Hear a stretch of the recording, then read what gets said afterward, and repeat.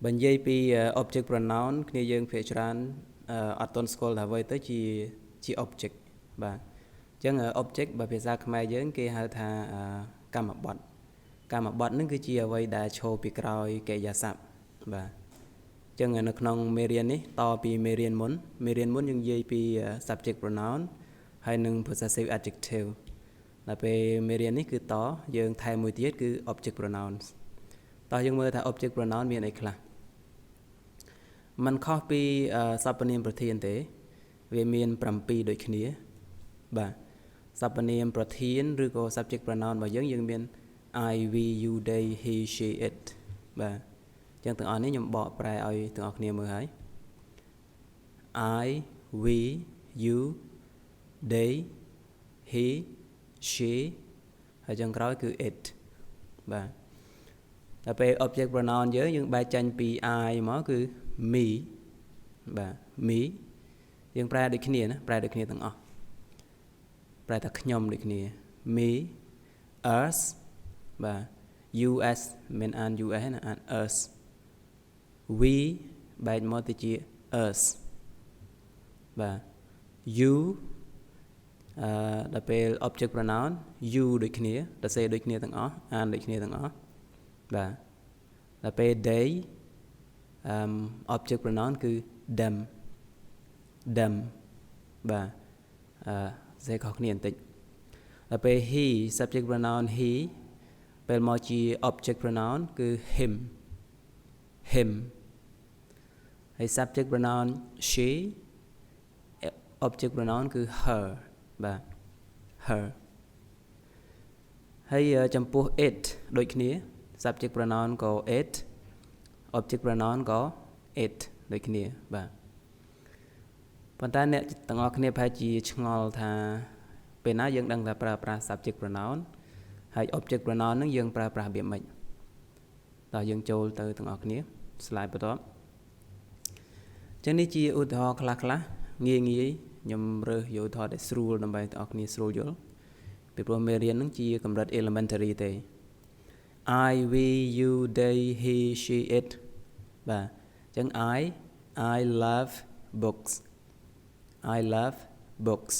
បាទអញ្ចឹងប្រែថាខ្ញុំស្រឡាញ់សៀវភៅបើនៅតែគាត់ចូលចិត្តអានសៀវភៅអញ្ចឹង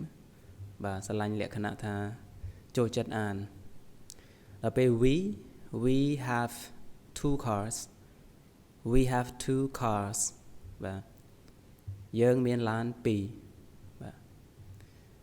2You eat fast បាទអ្នកញ៉ាំលឿនញ៉ាំអីញ៉ាំលឿនអញ្ចឹងណាញ៉ាំឲ្យឆាប់រួចមុនគេអញ្ចឹង They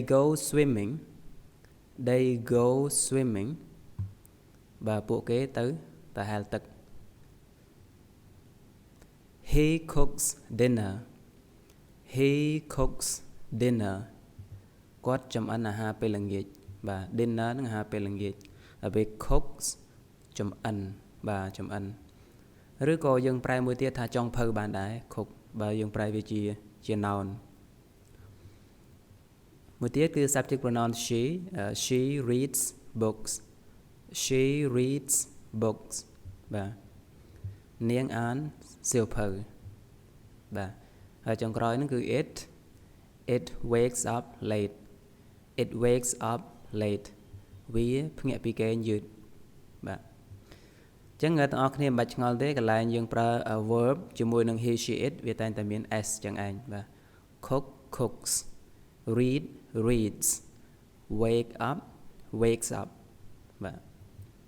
ញ្ចឹងគាត់ចំណាំទេថា subject pronoun ហ្នឹងគឺភាគច្រើនគឺយើងប្រើនៅដើមប្រយោគ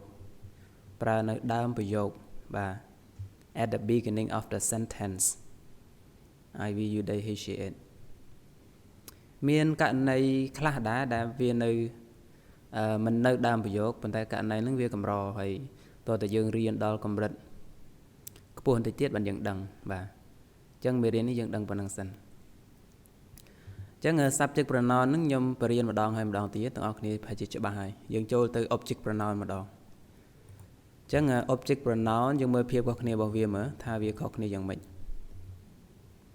បាទ object pronoun តោះយើងចូលទៅបន្តទៀតនេះយើងមាន I យើងបែកមកជា me we មកជា us you ដូចគ្នា they them ហើយ he ទៅជា him ដល់ពេល she her itដូចគ្នាបាទនឹង object pronoun ណាអញ្ចឹងយើងមើលមើលប្រយោគនេះខ្ញុំដាក់ប្រយោគដដែលទេគ្រាន់តែខ្ញុំដូរជា object pronoun បាទអញ្ចឹង object pronoun របស់យើងមាន me us you them him her ហើយនឹង it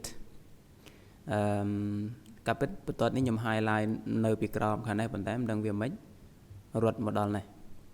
បាទអញ្ចឹងកាពិតគឺខ្ញុំ highlight នៅពីក្រោម me us you them him her ហើយនឹង it អញ្ចឹងយើងមើលការប្រើប្រាស់ object pronoun របស់យើងគឺនៅបន្ទាប់ពី verb បាទនៅបន្ទាប់ពី verb ហើយ verb នៅក្នុងប្រយោគរបស់យើងគឺ gives បាទ give អញ្ចឹងដោយសារតែយើងប្រើជាមួយ she អញ្ចឹង gives យើងមាន s she gives me a book បាទកន្លែងនេះមិនមែនដាក់ I ទេណាយើងមិនអាចនិយាយថា she gives I a book ទេដោយសារអីដោយសារកន្លែងនេះវានៅបន្ទាប់ពីកិរិយាសព្ទកាលណាបន្ទាប់ពីកិរិយាសព្ទគេប្រើ object បាទអញ្ចឹងយើងយក object pronoun យើងមកដាក់គឺ me មិនមែនជា I ទេអញ្ចឹង I ជា subject pronoun មិនអាចប្រើនៅកន្លែងនេះបានទេបាទម្ដងទៀត object pronoun យើងប្រើបន្ទាប់ពីកិរិយាសព្ទបាទកិរិយាសព្ទកន្លែងនេះគឺយើងមានកិរិយាសព្ទ gives she gives me a book មិនមែន she give I a book ទេបាទបន្តមកទៀត she gives us a book មិនមែន she gives we a book ទេមិនមែនទេអញ្ចឹងយើងត្រូវតែប្រើខ្ទង់ object pronoun ហ្នឹងហើយបាទហើយខ្ញុំប្រែជូនទាំងអស់គ្នាហើយមើលទាំងអស់គ្នាទៅខ្ញុំសូមអានប្រយោគទាំងអស់គ្នាម្ដងទៀត she gives me a book she gives us a book she gives you a book she gives them a book she gives him a book she gives her a book ហើយចុងក្រោយ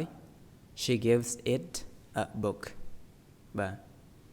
អញ្ចឹងឧទាហរណ៍ដដែលអញ្ចឹងទៅស្រួលយើងយល់បាទយើងគ្រាន់តែជំនួសដោយ me us you them អីនឹងឯង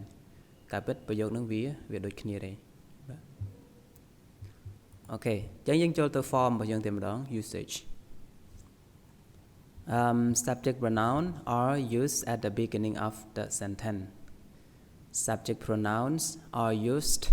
at the beginning of the sentence បានន័យថាសព្វនាមប្រធានត្រូវបានគេប្រើប្រាស់នៅដើមប្រយោគឃើញទេ he loves dogs he នឹងគឺជា subject pronoun ហើយ he loves dogs បាទ